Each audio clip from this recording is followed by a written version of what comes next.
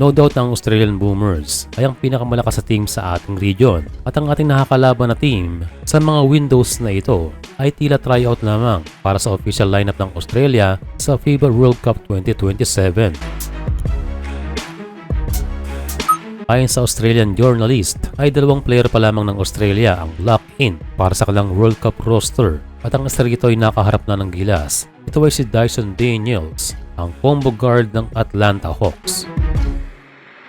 At ang isa pang lock-in sa roster ay another NBA player na si Josh Giddey. Alam naman natin na itong si Giddey ang future ng Australian basketball at inaasahang sumalang itong si Giddey sa mga upcoming windows ng qualifiers. And so open pa itong Boomers sa 10 slots at pinaglalabanan ngayon ang mga pwesto sa mga windows na kaharapang gilas. And so hanggang window 3 ay makakaharap natin itong Australia at yun ay gaganapin sa July 6. Sa ngayon daw ay merong 3 player na maaaring makatambal ni Giddey or candidate sa final lineup. Ito ay sila Jalen Galloway, Will Hickey at Nick Kay. 3 lamang yan sa nabanggit pero maraming lumalaban para sa spot. Kaya ang lamang nun sa atin ay challenge ang bawat player sa sumasalang sa kanila.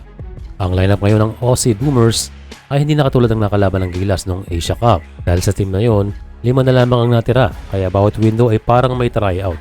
And para sa ating national team, lampas kalahati na ay lock-in dahil minimal ang changes sa Coach Tim Cohn sa ating lineup. Hindi naman natin sinasabi na gayahin natin ang Australia. Pero kung sakali kaya naman dahil marami talaga nakapila sa ating national team.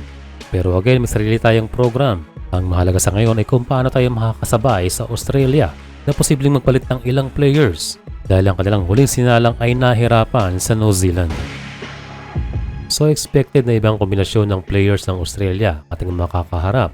Well, kahit anumang kombinasyon ay sadyang malakas ang team na ito. Pero importante pa rin ang preparasyon. Kung ating natalo ang Latvia, ay may pag-asa pa rin tayo sa team B ng Australia kung less ang pressure katulad noong FIBA o QT. Although mukhang hindi mape-pressure itong Boomers dahil hindi pa teammate ang kanilang pinapadala pero ang goal sa game na ito ay maidikit ang laban and hopefully ay makumpleto ang ating mga big man including Kai Sotto sa March 1. Kung sakaling lumaro si Kai, I don't think na pupwersahin siya masyado ng gilas. Ang mahalaga lamang ay maibalik ang kanyang feel sa international competition.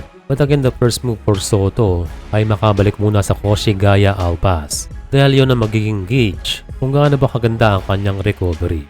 Maganda ang merong Kai lalo sa mga team na malalaki katulad ng Australia at New Zealand dahil nag-iiba ang feel ng ating laro at confidence ng team. At kung sakaling hindi pa siya pwede, ay meron pa naman tayong sapat na big man na sasalo sa butas nitong si Kaiju.